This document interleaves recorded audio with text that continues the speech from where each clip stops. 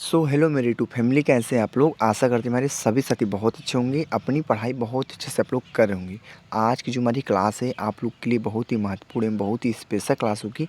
तो सभी साथी से निवेदन है, सभी साथी वीडियो को फुल वॉच करेंगे, कोई भी साथी वीडियो स्किप नहीं करेंगे साथी, ठीक है। ये जो हमारी वीडियो होने वाली है आरपीएफ कांस्टेबल जीके जीएस 2025 के नए सेशन से स्टार्ट में, तो ठीक है। एक क्लास आप लोग के लिए बहुत ही महत्वपूर्ण होगी। आज का कैप्सूल क्लास दिख रहे हैं, आज के कैप्सूल क्लास 21 है। पेपर में छपने वाले सारे प्रश्न मित्र, ठीक है, बहुत ही ज़्यादा महत्वपूर्ण भी आप लोग के लिए प्रश्न, ठीक है। तो सभी प्रश्नों को अटेंड करना आप लोग के लिए बहुत ही ज़रूरी है मित्र, ठीक है। आप लोग को पता है कि हम लोग ने मिलकर किरण पब्लिकेशन की जो बुक होती है, किरण पब्लिकेशन की जो बुक होती है, यह बुक स्पेशल रेलवे के लिए ही बनाई गई मित्र, ठीक है। इस बुक से हमने पूरी 41 PYQ सेट, पूरे 41 PYQ सेट को कितने पूरे 41 PYQ सेट को हमने पूरे 88 पार्ट में कवर किया। और ये सारी वीडियो आप लोग को ना हमारे प्लेलिस्ट में RPF constable GK GS PYQ series के नाम से प्लेलिस्ट बनी हुई है, वहाँ पे सारी वीडियो आप लोग को पार्ट वाइज मिल जाएंगे। वहाँ से वीडियो आप लोग जरूर देख लेना मित्र, ठीक है, क्योंकि सारी वीडियो आप लोग के लिए बहुत ही महत्वपूर्ण है। और साथ में आप लोग के लिए ना 50 प्रैक्टिस सेट भी उपलब्ध है मित्र, ठीक है। क्या पूरी 50 प्रैक्टिस सेट भी उपलब्ध उसी प्लेलिस्ट में मिलेंगे मित्र, ठीक है। बस इतना ही कहना चाहूँगा, आप लोग उन वीडियो को जरूर देख लेना, क्योंकि वो वीडियो आप लोग के लिए बहुत ही महत्वपूर्ण है। वो उस वीडियो को ना आप लोग अटेंड करेंगे ना, आप लोग को समझ में आएगा नहीं कहाँ से प्रश्न पूछे जाते हैं, किस किस टॉपिक से कहाँ से उठाकर प्रश्न एग्जामिनर देते हैं हमारे एग्जाम में, ठीक है। इतनी बात को ध्यान रखना। बाकी चलते हैं स्टेप बाई पढ़ते हैं, इन कैप्सूल क्लासों को देखते हैं मित्र, ठीक है। कैप्सूल क्लास आप लोग के लिए बहुत ही महत्वपूर्ण है, इन कैप्सूल क्लास को अटेंड करना भी आप लोग के लिए बहुत ही महत्वपूर्ण मित्र, ठीक है। क्योंकि आप लोग को पता है सुबह शाम हम डोज देते रहते हैं आप लोग को, ठीक है। सुबह शाम एक कैप्सूल क्लास आपको एक कैप्सूल खिलाते रहते हैं मित्र, ठीक है। तो इन क्लास को देखिए, अटेंड कीजिए, आप लोग के लिए कितना महत्वपूर्ण है। आप लोग 5 से 6 प्रश्नों को अच्छे से क्लियर कीजिए, आप लोग का डाउट जो खत्म हो जाएगा कि आपके लिए ये स्पेशल क्लास होने वाली है या नहीं होने वाली मित्र, ठीक है। आप लोग को पता है एग्जाम भी आप लोग का बहुत नज़दीक आ चुका है, तो मेहनत कीजिए अच्छे से। बाकी जो हमारे मित्र भाई लोग चैनल पर नए अभी तक, वह हमारे चैनल से जुड़े नहीं है, चैनल सब्सक्राइब कर लीजिए, बेल आइकन की प्रेस कर दी, क्योंकि वीडियो का जो नोटिफिकेशन आता है वो सबसे पहले आपके पास आएगा मित्र, ठीक है। चलते हम स्टार्ट करते हैं, टाइम वेस्ट ना करते हुए पहले प्रश्न से पढ़ते हैं। पहला प्रश्न आप लोग के लिए कौन सा बोला है कि अस्थितियों में मांसपेशियों को जोड़ने वाला जो संयोजी ऊतक होता है वह कहलाता है, वह ऊतक को क्या कहते हैं, वही बताना है। कंडारा बोला जाता है, स्नायु बोला जाता है, वसामय बोला जाता है, न्यूरॉन बोला जाता है। तो मित्र बताने का सभी हमारे साथी प्रयास करेंगे। इस प्रश्न का हमारा एग्जैक्ट आंसर क्या होगा, कनाडा हो जाएगा मित्र, क्या होगा, कनाडा आप लोग का राइट आंसर हो जाएगा मित्र, ठीक है। कंडरा आप लोग का राइट आंसर हो जाएगा मित्र, ठीक है। तो क्लियर हो चुके हैं आप लोग। बाकी चलते हैं हम स्टेप बाई अगले नेक्स्ट प्रश्नों को देखेंगे। हम लोग एक ही प्रश्नों को आप बहुत अच्छे से देखेंगे, अपने मंजिल तक यानी अपने वर्दी तक जरूर पहुँचेंगे मित्र, ठीक है। इतनी मेरी उम्मीद है आप लोग से, ठीक है। तो पढ़िए आज के दूसरे प्रश्न को। दूसरा प्रश्न बोला है कि तंत्रिका कोशिका मानव शरीर की किस तंत्र का हिस्सा है।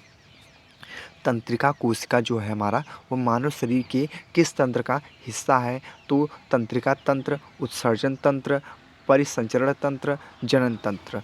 तो मित्रों बताने का प्रयास कीजिए आप लोग, इस प्रश्न का हमारा राइट आंसर क्या होगा मित्र, ठीक है। बहुत अच्छा प्रश्न आप लोग लिखिए, तो आप लोग का राइट आंसर हो जाएगा क्या, तंत्रिका तंत्र आप लोग का राइट आंसर हो जाएगा, यानी option number A is the great answer मित्र, ठीक है। बाकी चलते हैं साथियों स्टेप बाई अगले नेक्स्ट प्रश्न को, ठीक है। हम अगले प्रश्न को ध्यान से पढ़ते हैं। आज का प्रश्न नंबर है थर्ड नंबर प्रश्न क्या बोला आप लोग के लिए, कितना महत्वपूर्ण, ध्यान से पढ़िए आप लोग। आज का थर्ड नंबर प्रश्न है कि कौन से संपर्क बल के कारण वस्तुओं की जो गति होती है उसकी अवस्था में परिवर्तन आता है। मित्र कौन से संपर्क बल के कारण वस्तुओं की गति की अवस्था में परिवर्तन आता है। तो घर्षण बल है, ठीक, स्थिर वैद्युत बल है, तीसरा है चुंबकीय बल है, चौथा आप लोग का पेशीय बल है। तो मित्र बताने का प्रयास करेंगे आप लोग, इस प्रश्न का हमारा एग्जैक्ट आंसर क्या होगा। बहुत अच्छा प्रश्न आप लोग के लिए बता देना। इस प्रश्न का जो हमारा राइट आंसर हो जाएगा घर्षण बल आप लोग का राइट आंसर हो जाएगा साथी, ठीक है। क्या होगा, घर्षण बल, ठीक है। तो क्लियर हो चुके हैं आप लोग अच्छे से। बाकी चलते हैं स्टेप बाई अगले नेक्स्ट प्रश्न को, ठीक है। अगले प्रश्न को पढ़ते हैं। आज का प्रश्न नंबर कौन सा आप लोग की स्क्रीन पे, आज का प्रश्न नंबर है 4th नंबर। तो 4th नंबर प्रश्न को ध्यान से पढ़िए। 4th नंबर प्रश्न क्या बोला मित्र, ठीक है। प्रश्न आप लोग के लिए बोला है कि परावर्तन के नियम के अनुसार आपतन कोण सदैव परावर्तन कोण के बराबर होता है। पहला ऑप्शन दिया है कि आपतन कोण जो है हमारा वह सदैव परावर्तन कोण के बराबर होता है। दूसरा दिया है दोनों कोण सदैव असमान होते हैं। तीसरा दिया है आपतन कोण परावर्तन कोण से कम होता है। चौथा दिया है आपतन कोण परावर्तन कोण से अधिक होता है। तो मित्र लोग, आप लोग प्रश्न तो पढ़ लिए, लेकिन तुक्का का प्रयोग कतई मत कीजिएगा, ठीक है। मैं स्पेशल आरपीएफ के लिए नहीं बोल रहा हूँ। जिस भी एग्जाम में जिस एग्जाम में निगेटिव मार्किंग उपलब्ध हो, उसमें तुक्का का प्रयोग मत करना आप लोग, ठीक है। अगर वर्दी चाहिए तो, सिलेक्शन चाहिए तो मित्र, ठीक है। आप लोग को पता है आरपीएफ कांस्टेबल में -1/3 की निगेटिव मार्किंग भी उपलब्ध है, इसलिए तुक्का का प्रयोग हम लोग नहीं करेंगे, ठीक है। तो परावर्तन के नियम के अनुसार क्या इसका राइट आंसर होगा? आपतन कोण सदैव परावर्तन कोण के बराबर होता है, यानी ऑप्शन नंबर ए वाला आप लोग का राइट आंसर हो जाए मित्र, ठीक है। तो क्लियर हो चुके हैं ये सारे प्रश्नों को अपने नोटबुक पे नोट करते रहिए मित्र, ठीक है। चलते हैं स्टेप बाय अगले नेक्स्ट प्रश्न की ओर। आज का प्रश्न नंबर है 5th नंबर। 5th नंबर प्रश्न को ध्यान से पढ़ते हैं, फिर इसके ऑप्शन को पढ़ते हैं मित्र। बोला है 5th नंबर प्रश्न, कौन सा नियम या सिद्धांत बताता है कि जब किसी वस्तु को किसी तरल में पूर्ण या आंशिक रूप से डुबोया जाता है तो वह ऊपर की दिशा में क्या होता है? ऊपर दिशा में एक बल का अनुभव करती है जो वस्तु द्वारा हटाया तरल की भार के बराबर होता है। तो मित्र प्रश्न को बार फिर रिपीट करते हैं। प्रश्न हमारा क्या बोला मित्र, फिर एक बार दोहराइए आप लोग कि कौन सा नियम या सिद्धांत बताता है कि जब किसी वस्तु को किसी तरल में पूर्ण या आंशिक रूप से डुबोया जाता है तो वह ऊपर की दिशा में क्या करती है? एक बल का अनुभव करती है जो वस्तु द्वारा हटाए तरल की भार के बराबर होता है मित्र, ठीक है। तो प्रश्न बहुत अच्छा है, तो पढ़िए इसके ऑप्शन को। इसका ऑप्शन क्या बोला है? पहला ऑप्शन आप लोग का दिया है कि आर्किमिडीज के सिद्धांत पर, ठीक है, पहला ऑप्शन। दूसरा ऑप्शन है पास्कल के नियम पर, ठीक है। तीसरा ऑप्शन क्या आप लोग का? चार्ल्स के नियम पर। चौथा ऑप्शन आप लोग का बायल के नियम पर। तो मित्रों बता दी, इस प्रश्न का जो हमारा एग्जैक्ट करेक्ट आंसर होगा ना मित्र, आप लोग का हो जाएगा आर्किमिडीज के सिद्धांत पर, आप लोग का राइट आंसर हो जाएगा option number A is the correct answer मित्र, ठीक है। तो क्लियर हो चुके मित्र। बाकी चलते हैं स्टेप बाय अगले नेक्स्ट प्रश्न को, ठीक है।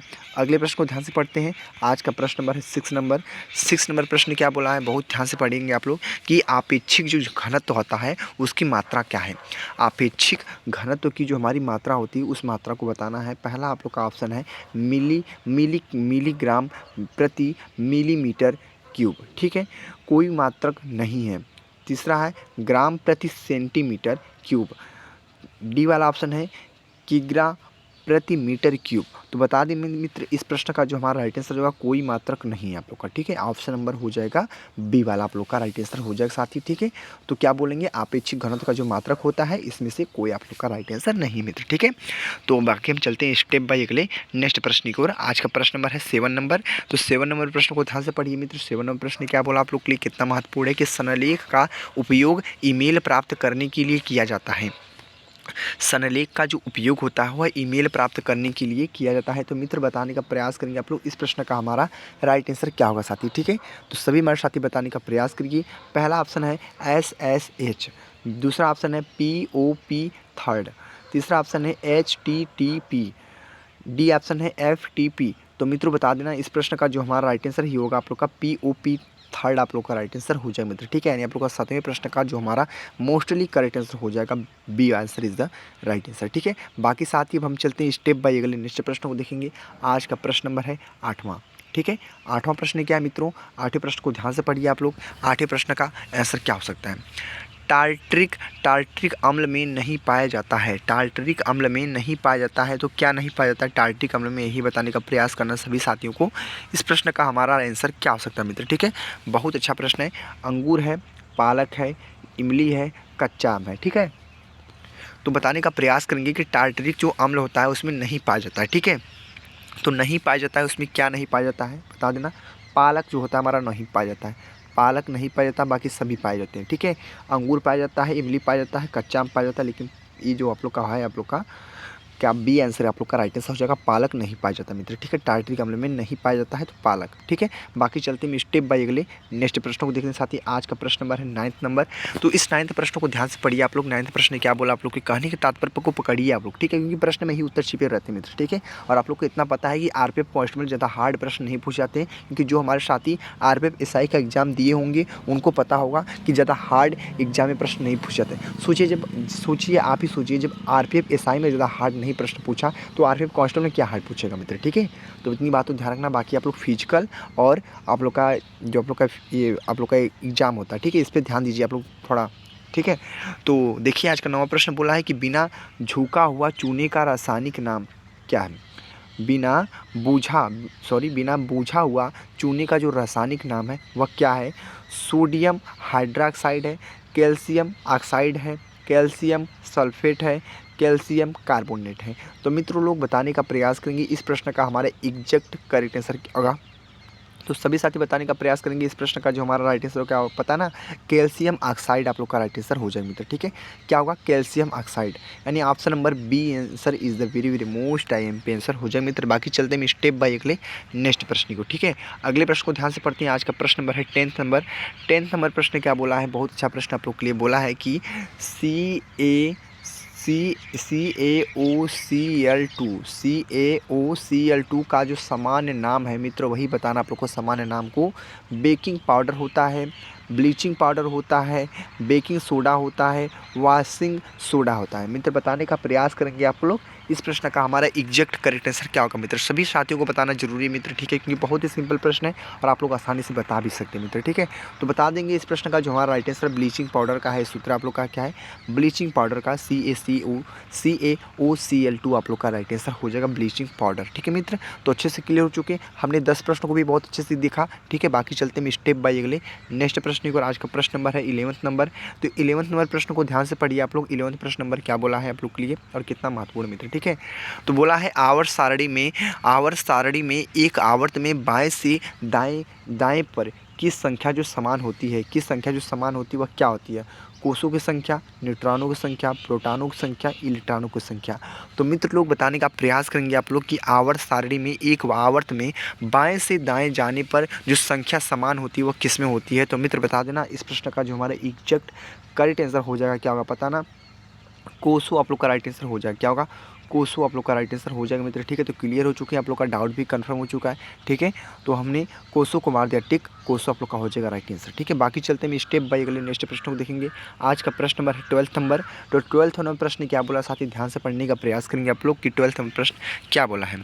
ठीक है, तो आज का 12th में प्रश्न बोला है कि निम्नलिखित में से कौन सा पर्यावरण का अजैव घटक है मित्र। बताने का प्रयास करेंगे सभी हमारे साथी कि निम्नलिखित में से कौन सा पर्यावरण का अजैव घटक है। क्या है, अजैव घटक है। तो मित्र लोग बताने का प्रयास करेंगे, पानी है, हरे पौधे हैं, गैर हरे पौधे हैं और परजीवी हैं मित्र। ठीक है, तो बताने के सभी हमारे साथी प्रयास करेंगे कि निम्नलिखित में से कौन सा हमारा पर्यावरण है जो अजैव घटक है। ठीक है, सभी साथियों को बताना अनिवार्य है। ठीक है, कोई भी साथी तुक्का का प्रयोग नहीं करेंगे। इस प्रश्न का हमारा राइट आंसर पानी हो जाएगा। क्या होगा, पानी। बहुत ही सिंपल, इसका एग्जैक्ट आंसर पानी हो जाएगा।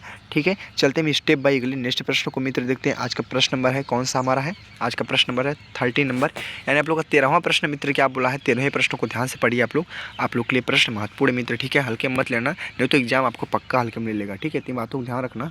ठीक है, तो प्रश्न नंबर 13 पूछा है कि निम्नलिखित में से कौन रबी फसल नहीं है। देख लीजिए फिर हमारा हाँ नहीं में प्रश्न पूछिए। जो हमारे बहुत से साथी हैं, जो हमारे साथी कंफ्यूजन में पड़ जाते हैं कि हाँ पूछा प्रश्न या नहीं पूछा प्रश्न। ठीक है, इसलिए बोलता हूँ प्रश्न को जब भी कोई भी एग्जाम देने जाते हैं प्रश्न को बहुत ध्यान से पढ़िए और अपने दिमाग में बैठा लीजिए और टाइम को एक लेवल के हिसाब से देखिए कि टाइम भी आपके पास बचे रहे और आपका एग्जाम भी अच्छे से हो जाए मित्र। ठीक है, इतनी बातों ध्यान रखना। तो बाकी 13वें प्रश्न को ध्यान से पढ़ते हैं कि निम्नलिखित में से कौन रबी फसल नहीं है। मूंगफली है, जौ और गेहूं और सरसों। तो मित्र लोग बताने का प्रयास करेंगे कि निम्नलिखित में से कौन सी हमारी जो रबी की फसल होती है, जो रबी की फसल नहीं है। तो रबी की फसल आप लोग का मूंगफली आप लोग का राइट आंसर हो जाएगा। क्या होगा, मूंगफली आप लोग का राइट आंसर हो जाए मित्र। ठीक है, तो क्लियर हो चुके हैं सभी हमारे साथी अच्छे से। बाकी चलते हैं स्टेप बाय अगले नेक्स्ट प्रश्न को। ठीक है, अगले प्रश्न को ध्यान से पढ़ते हैं। आज का प्रश्न नंबर है कौन सा प्रश्न मित्र। ठीक है, आज 14 प्रश्न साथी। ठीक है, तो आज के 14 प्रश्नों को ध्यान से पढ़ते हैं। आज के 14 प्रश्न आप लोग के लिए क्या बोला है, ध्यान से पढ़िए आप लोग कि भारत और कौन सा देश पृथ्वी अवलोकन के लिए संयुक्त माइक्रोवेव रिमोट सेंसिंग उपग्रह निसार लॉन्च करेंगे। ठीक है, तो सभी हमारे साथी बताने का प्रयास करिए कि भारत और कौन सा देश पृथ्वी अवलोकन के लिए संयुक्त माइक्रोवेव रिमोट सेंसिंग उपग्रह निसार लॉन्च करेंगे। तो क्या है, यूएसए है, रूस है, जर्मनी है, इजराइल है। तो मित्र लोग बताने का प्रयास कीजिए आप लोग इस प्रश्न का हमारा एग्जैक्ट करेक्ट आंसर क्या होगा कि भारत और कौन सा देश पृथ्वी अवलोकन के लिए संयुक्त माइक्रोवेव रिमोट सेंसिंग उपग्रह निसार लॉन्च करेंगे? तो इस प्रश्न का जो हमारा राइट आंसर आपका यूएसए हो जाएगा। क्या होगा? यूएसए हो जाएगा मित्र, ठीक है। तो क्लियर हो चुके हैं आप लोग, यूएसए आप लोग का क्या होगा? राइट आंसर हो जाएगा मित्र, ठीक है। बाकी चलते हैं हम स्टेप बाय अगले नेक्स्ट प्रश्न को देखेंगे। आज का प्रश्न नंबर है 15 नंबर। 15 नंबर प्रश्न बोला है कि लेजर का जो आविष्कार है वह किसने किया था? लेजर का जो हमारा आविष्कार है वह किसने किया था मित्र? प्रश्न बहुत ही सिंपल है और इसका एग्जैक्ट आंसर सभी साथी से चाहिए मुझे, ठीक है। कोई भी साथी ऐसा नहीं कि जो नहीं बताएंगे, सभी हमारे साथी बताने का प्रयास कीजिए कि इस प्रश्न का हमारा राइट आंसर क्या हो सकता है, कि लेजर का जो आविष्कार है वो किसने किया था? T H Maiman, Lee de Forest, Thomas Edison, H Taylor. तो मित्र लोग बताने का प्रयास करिए कि लेजर का जो आविष्कार है वह किसने किया था। तो इस प्रश्न का जो हमारा राइट आंसर हो जाएगा क्या होगा? टी.एच. मेमन आप लोग का राइट आंसर हो जाए मित्र, ठीक है। तो यानी option number A is the very very most IMP answer हो जाए मित्र, ठीक है। तो क्लियर हो चुके हैं आप लोग। बाकी चलते हैं स्टेप बाय अगले नेक्स्ट प्रश्न को, ठीक है। अगले प्रश्न को ध्यान से पढ़ते हैं। आज का प्रश्न नंबर है 16 नंबर। तो 16 नंबर प्रश्न क्या बोला आप लोग के लिए, ध्यान से पढ़िए। बहुत ही छोटा है, बहुत ही इंटरेस्टिंग एक्टिविटी। टविलिटन क्या है? टविडल खेल से संबंधित है, ठीक है।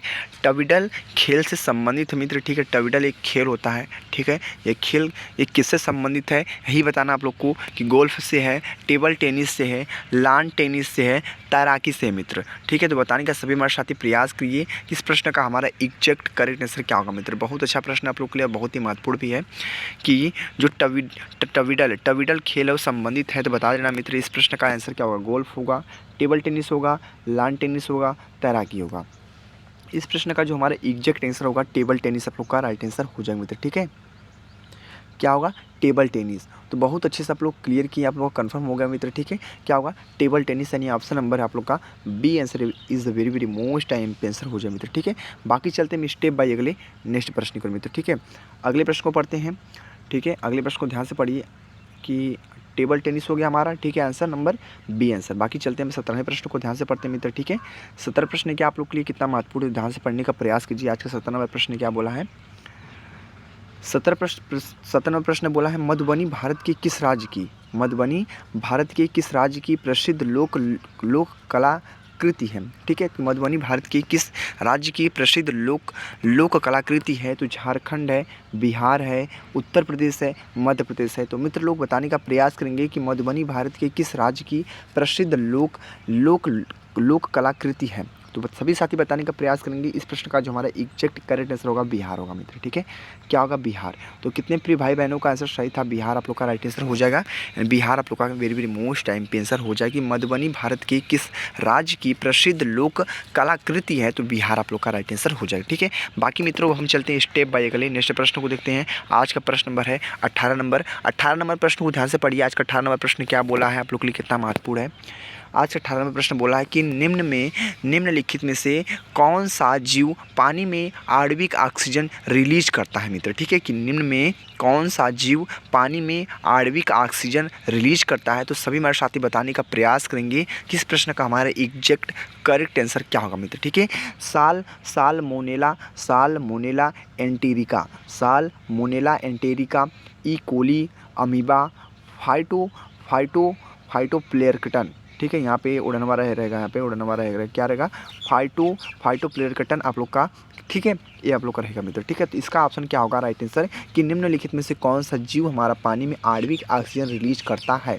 तो इस प्रश्न का जो हमारा राइट आंसर होगा ई कोली आप लोग का राइट आंसर हो जाएगा मित्र, ठीक है। क्या होगा? ई कोली आप लोग का, यानी बी आंसर आप लोग को दिख रहा है, आप लोग का B answer is the very very most IMP answer हो जाए साथी, ठीक है।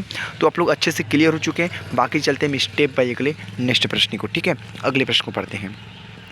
आज का प्रश्न नंबर है 19 नंबर। तो 19 नंबर प्रश्न को ध्यान से पढ़िए आप लोग के। 19 नंबर प्रश्न क्या बोला आप लोग के लिए कि भारत का सबसे बड़ा बाघ अभयारण्य मध्य प्रदेश की किस शहर में स्थापित किया जाएगा, ठीक है। भारत का सबसे बड़ा बाघ अभयारण्य मध्य प्रदेश की किस शहर में स्थापित किया जाएगा? तो मित्र लोग पहला आप लोग का निवाड़ी है, दूसरा आप लोग का दमोह है, तीसरा आप लोग का राजगढ़ है, चौथा आप लोग का बड़वानी है। तो मित्र बताने का सभी हमारे साथी प्रयास करेंगे। इस प्रश्न का हमारे एग्जैक्ट करेक्ट आंसर क्या होगा मित्र। बहुत अच्छा प्रश्न आप लोग सभी साथी बताने का प्रयास करेंगे। इस प्रश्न का जो हमारा राइट आंसर आपका दमोह हो जाएगा। क्या होगा? दमोह आप लोग का राइट आंसर हो जाए मित्र, ठीक है। क्या होगा? दमोह, ठीक है। तो क्लियर हो चुके हैं आप लोग अच्छे से। बाकी मित्रों, भाई बहनों, चलते हम स्टेप बाय अगले नेक्स्ट प्रश्न को देखेंगे। आज का प्रश्न नंबर है 20वां नंबर है, 20 प्रश्न मित्र, ठीक है। 20 प्रश्न को ध्यान से पढ़िए आप लोग। 20 प्रश्न करने का तात्पर्य क्या है उसको पकड़िए मित्र, ठीक है। कि महाराजा जयसिंह द्वितीय ने कितने शहरों में जंतर मंतर का निर्माण करवाया था? किसका? जंतर मंतर का जो निर्माण करवाया था। तो मित्र बताने का प्रयास करेंगे आप लोग। इस प्रश्न का हमारा एग्जैक्ट करेक्ट आंसर क्या होगा मित्र, ठीक है। क्या होगा? 2 होगा, 5 होगा, 1 होगा, 3 होगा। कि महाराजा जयसिंह द्वितीय ने कितने शहरों में जंतर मंतर का निर्माण करवाया था? इसका ऑप्शन नंबर आप लोग का हो जाएगा 5, यानी आप लोग का 5वां आप लोग का राइट आंसर हो जाए मित्र, ठीक है। तो बहुत अच्छे से आप लोग क्लियर किए। बाकी चलते हैं स्टेप बाय अगले नेक्स्ट प्रश्न को देखेंगे। आज का प्रश्न नंबर आप लोग के स्क्रीन बोर्ड पे आज का प्रश्न नंबर 21 नंबर 21 नंबर प्रश्न क्या है, ध्यान से पढ़िए आप लोग, ठीक है। 21 प्रश्न बोला है कि 2023 का बुकर पुरस्कार उपन्यास पैग सांग के लिए किसको प्रदान किया जाएगा? 2023 का जो बुकर पुरस्कार है वो उपन्यास पैग सांग के लिए किसको प्रदान किया जाएगा? तो मित्र लोग बताने का प्रयास कीजिए आप लोग। इस प्रश्न का हमारा एग्जैक्ट करेक्ट आंसर क्या होगा मित्र? पाल लिंच होगा, पाल मर्रे होगा, पाल लिंच, पाल मरे होगा, और आप लोग का एक ऑप्शन आप लोग का कानराड लेस्ली होगा, पाल हार्डिंग होता है। मित्र लोग बताने का प्रयास करिए आप लोग कि 2023 का बुकर पुरस्कार उपन्यास पैग सांग के लिए किसको प्रदान किया जाएगा? तो इस प्रश्न का जो हमारा एग्जैक्ट करेक्ट आंसर होगा पाल लिंच आप लोग का राइट आंसर हो जाए मित्र। क्या होगा? पाल लिंच आप लोग का क्या होगा मित्र? राइट आंसर हो जाएगा। तो बहुत अच्छे से आप लोग क्लियर किए, आप लोग का डाउट कंफर्म हो चुका। बाकी चलते हैं स्टेप बाय अगले नेक्स्ट प्रश्न को। और आज का प्रश्न नंबर है 22 नंबर प्रश्न, ठीक है। यानी आप लोग का 22 प्रश्न मित्र, ठीक है।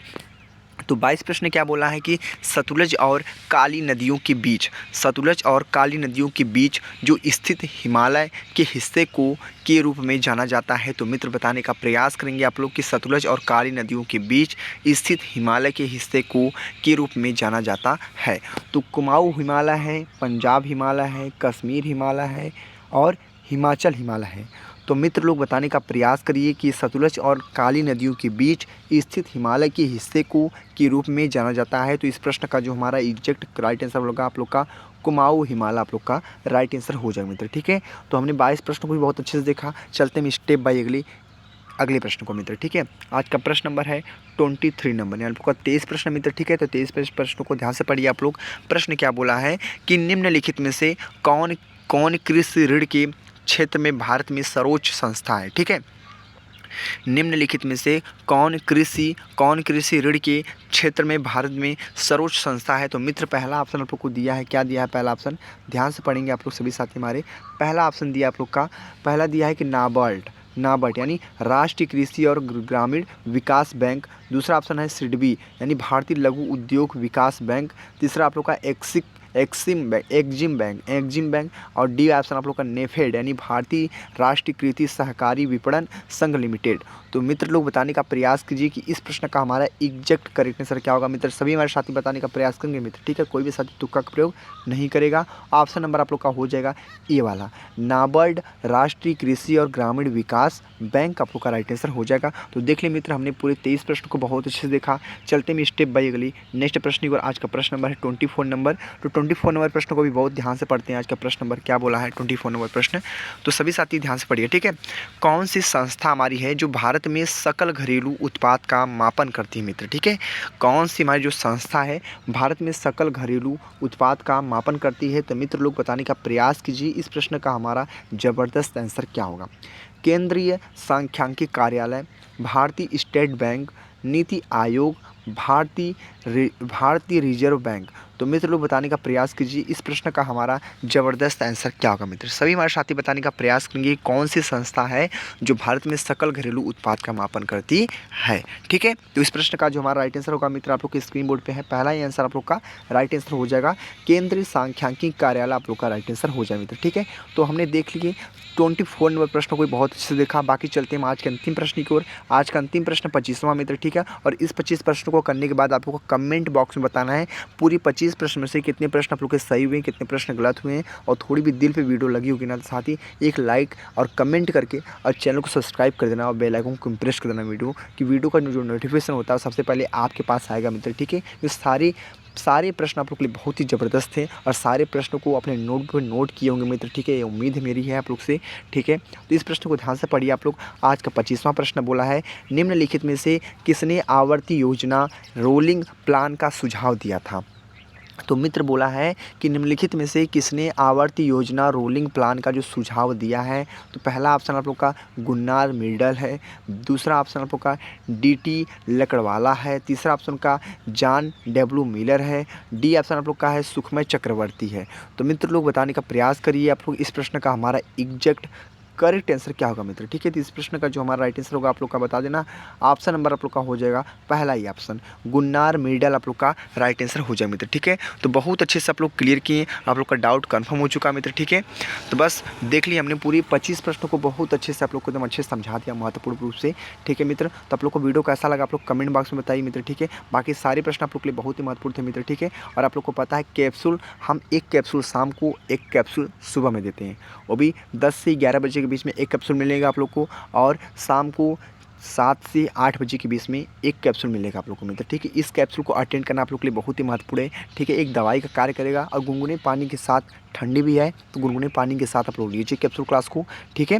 तो मिलते हैं अगले नेक्स्ट वीडियो में। बाकी आप लोग को एक महत्वपूर्ण जानकारी बता दें, जो एग्ज़ाम के लिए भाई साथी हमारे घबराए हुए हैं, एग्ज़ाम आप लोग को बता दें जो 8 जनवरी से आप लोग का एग्ज़ाम होने वाला था वो एग्ज़ाम 8 जनवरी को नहीं होगा मित्र, ठीक है। क्योंकि आप लोग को पता है कि रेलवे का जो नोटिफिकेशन आता है, ऑफिशियल नोटिफिकेशन आता है 1-2 हफ्ते पहले पता चल जाएगा कि आप लोग का एग्ज़ाम कब होने वाला है, एडमिट कार्ड कब निकलेगा मित्र, ठीक है। ये सब जानकारी आप लोग को पहले ही पता चल जाती है मित्र, ठीक है। तो 8 जनवरी से एग्ज़ाम नहीं होगा, होगा भी एग्ज़ाम तो वो जनवरी के एंड में एग्ज़ाम हो सकता है मित्र, ठीक है। हो सकता है, कन्फर्म नहीं है। अगर नहीं हुआ तो मित्र आप लोग का ना मार्च में एग्ज़ाम कन्फर्म होगा, मार्च में एग्ज़ाम तो पक्का होगा आप लोग का, ठीक है। आरपीएफ कांस्टेबल का बाकी आप लोग को पता है कि फरवरी में एग्ज़ाम नहीं होने वाला आप लोग का, ठीक है। इतनी अपनी बातों को ध्यान रखना, फरवरी में एग्ज़ाम नहीं होगा आरपीएफ कांस्टेबल, क्योंकि आप लोग को पता है कि 4 फरवरी से आप लोग का पता है कि एसएससी जीडी का भी एग्ज़ाम है मित्र। किसका? एसएससी जीडी का एग्ज़ाम भी आप लोग का 4 फरवरी से मित्र स्टार्ट है, ठीक है। इतनी बातों को ध्यान रखना बाकी आप लोग, ठीक है। बाकी आप लोग को पता है आप लोग के एग्ज़ाम में मात्र 3 ही सब्जेक्ट है, जीके जीएस है, मैथ है और रीजनिंग में, जिसमें रीजनिंग में 35 प्रश्न पूछे जाते हैं, रीजनिंग 35 प्रश्न, मैथ में 35 प्रश्न, जीके जिसमें 50 प्रश्न। और मैंने इतनी गारंटी से बताया है पूरे 50 प्रश्न में से आप लोग को 40 प्रश्न करवा के रहेंगे मित्र, ठीक है। इतनी बात को ध्यान रखना आप लोग, ठीक है। तो वीडियो आप लोग को कैसी लगी आप लोग कमेंट बताना मित्र, ठीक है। बाकी वीडियो को यहीं पे एंड करते हैं। आप लोग को वीडियो थोड़ा भी दिल पे लग गया होगा तो एक लाइक कमेंट करके चैनल सब्सक्राइब कर देना, बेल आइकन को प्रेस कर देना, क्योंकि वीडियो का जो नोटिफिकेशन होता है वो सबसे पहले मित्र आपके पास आए मित्र, ठीक है। तो मिलते हैं अगले नेक्स्ट वीडियो में। वीडियो को यहीं पे एंड करते हैं। जय हिंद, जय भारत, वंदे मातरम।